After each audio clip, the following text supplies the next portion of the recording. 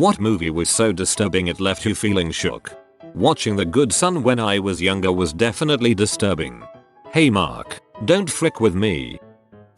Life is Beautiful. I watched it on Christmas when I was 10 and was quite traumatized. I couldn't get the image of Benny Neal being escorted away at the end out of my head for days. The thing that made it most shocking for me was the opening part of the film. We knew it was meant to be about the Holocaust, but we sat there for the first few half hour or so thinking we'd come to see some slightly slapstick Italian comedy. The way he managed to mix such innocent fun and with such complete horror really brought home how something like the Holocaust could happen anywhere. 1 hour photo was an absolute mind frick for anyone not used to seeing Robin Williams as anything other than the genie in Aladdin. Just creepy. World's greatest dad for a performance where he's a little closer to how you imagine a Robin Williams character, but just pulled through the ringer.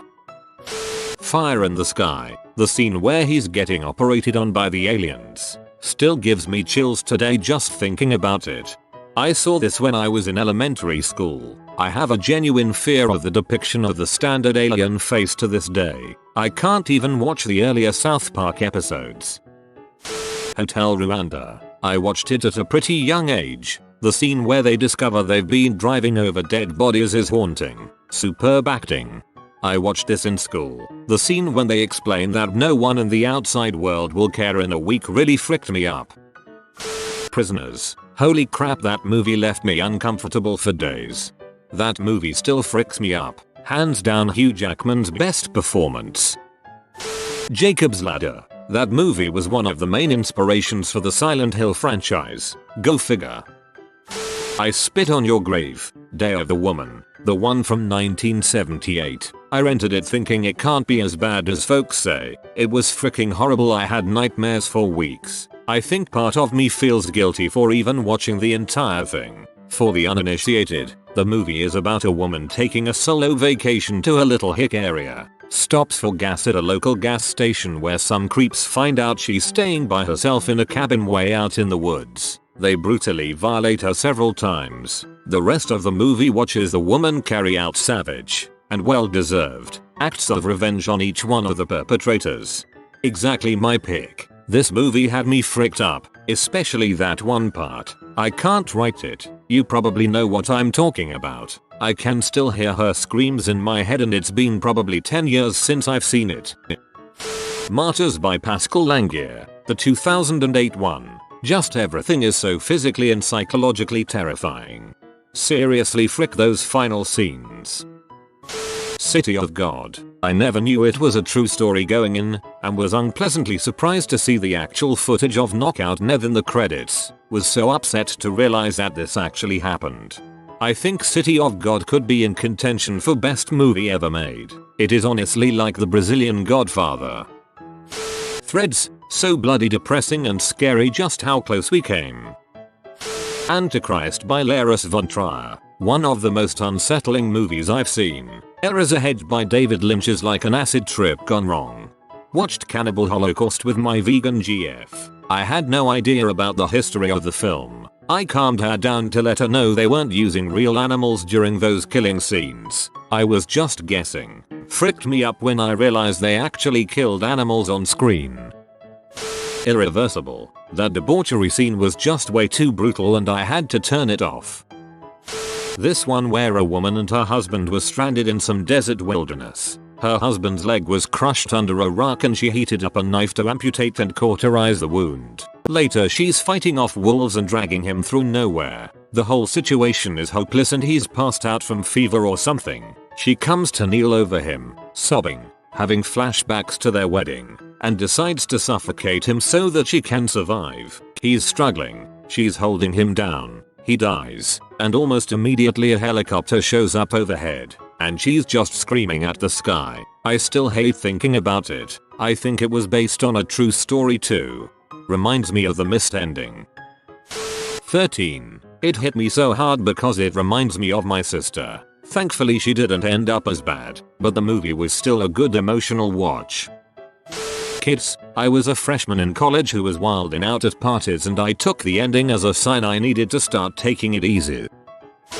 7N is a pretty grim slog through and through, but the sloth sequence especially has been stuck in my mind for almost 15 years at this point. I've always had a thing for movies and books where people are being murdered according to a pattern, but I've still only watched it once.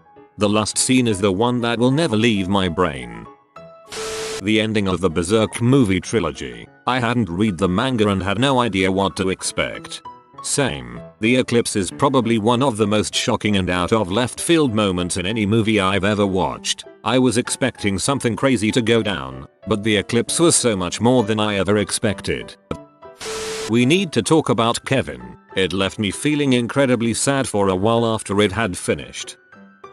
The Road. Oh man, the scene when they're in that house. If you've seen it, or read the book, you know what I'm talking about. Definitely was not okay for a while after seeing that.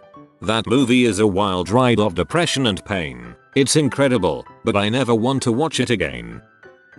American History X. Definitely left your mouth agape at the end. 10/10 would not watch again. Comma definitely left your mouth agape. Spoilers. I watched Pan's Labyrinth when it first came out. I was 10 at the time. I see you were also misled by the advertising, which made it look like a kid's fantasy film. Japanese film audition. I had no problems with needles until after watching this movie. From the same director, Ichi the Killer, also features needles. Some people might call it inspirational, but 127 hours left me shaken. I actually left the theater after it was over and just sat there in the car, staring at the wheel for a good few minutes thinking about what I'd just seen. Would I ever be able to do what that guy did? I honestly don't think I could. The life evaluation, the hallucinations, the palpable despair, the amputation scene, especially when he reaches the freaking nerve bundle. I think this movie, and the lives of others, are the only two films that have ever really affected me to such a degree.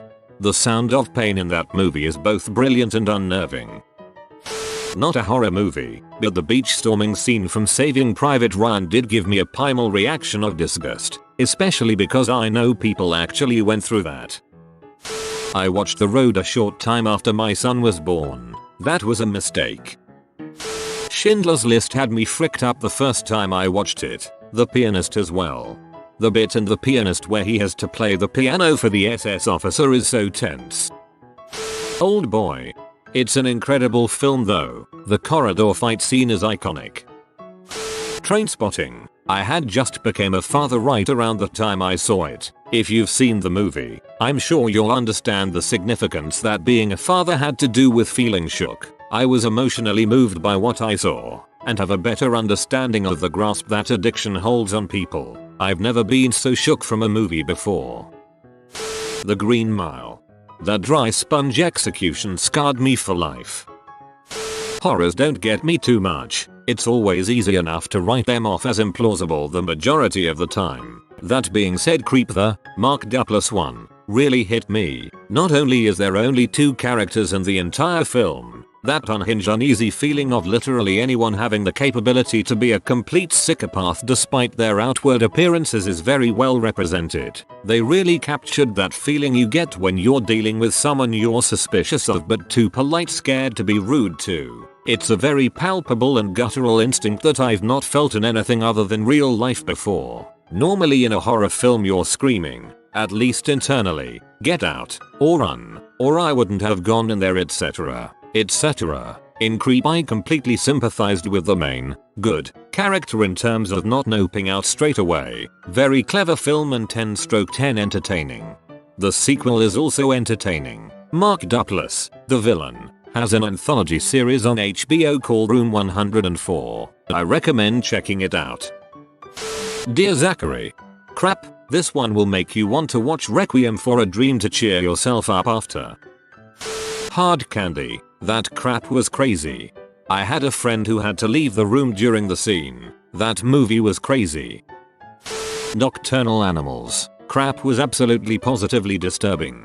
The highway scene is amazing but so unnerving. Funny Games. The Mist. When my friend told me what happened at the end I laughed so hard, but when I watched it, it was less funny. This was the only movie to make me break down in sobs. Occasionally a film will cause a couple of tears, but The Mist made me fully sob. What a freaking savage ending. Grave of the Fireflies. Hotaru no Haka. I cried for a few hours in disgust, remorse, and sadness. If I remember correctly, when they showed the movie to Akiyuki Notaka, the real person the boy in the movie is based on, they asked him if he was okay with his character dying in the movie. His answer was that yes, this is better. An American Tale as an adult was more disturbing than An American Tale as a child. The Truman Show. The moment he touches the wall and realizes he has always lived in a prison is breathtaking. The fact that it was only nominated for 3 Oscars is disappointing. Thank God one of them is for the screenplay, which is amazing. Horror movie wise, the one I've seen that left me shook for days was Honeymoon. I, to this day, have never seen a movie so fantastically terrifying. The music in Truman Show elevates the movie to amazing. Anyone remember Dancer in the Dark? The Bjork movie where she is falsely convicted of murder and gets put on death row. Then when she is marching to her death she makes up a happy song to make it through. Before Dancer in the Dark, my happiness gauge went to 10. After that movie, my gauge now only goes to 8. A Clockwork Orange. Brutal. I still use Hirosha as an adjective. The book is really worth a read. It's tough to get through but amazing. Coraline. Those goddamn button eyes are insanely terrifying. Yeah, it's creepy for sure. My 8-year-old loves it though and watched it every day for like 2 weeks. Was funny to see my wife scurry out of the room when checking on her while my daughter was watching it though, as my wife is too creeped out to watch it. Jesus Camp. There was something about how cult-like the church featured in it seemed. Even when I went to church as a child, no one was even remotely as devoted, for lack of a better word, to Christianity. I grew up like these kids. When I first watched it, it felt like a docu about normal Christians, but looking back at it, it's definitely fricked up. A Serbian film was pretty stomach-turning and hard to watch for me. It definitely gives a unique and unfathomable perspective of human trafficking and flesh trade. It was a bit too much for me to handle seeing. I read a plot synopsis for it years ago, just that still haunts me. The Imposter. It was a documentary about a French person assuming the identity of a Texan boy who had disappeared, and the family embraced the Frenchman into their home. Was it because they really believed he was their long-lost son, or to cover up something more sinister? That movie had me asking myself questions for days, and I couldn't decide what to feel about the whole thing. Artificial Intelligence. I watched it as a kid and felt fricked up for weeks. It still haunts me to think about. Remember when the teddy bear was about to fall off the hot air balloon or something and he was like, "I'll break"? Something about that was super disturbing. Actually just that bear's horrible freaking existence, geez. So disturbing. You have been visited by the distinguished doggo of delicious delicacies. Comment tasty supper, hupper, and be blessed with delectable dishes for the next decade. If you are new to the channel, you can subscribe. I publish new videos every day. Until then, check another video, or don't. Either way, have a great day you magnificent people.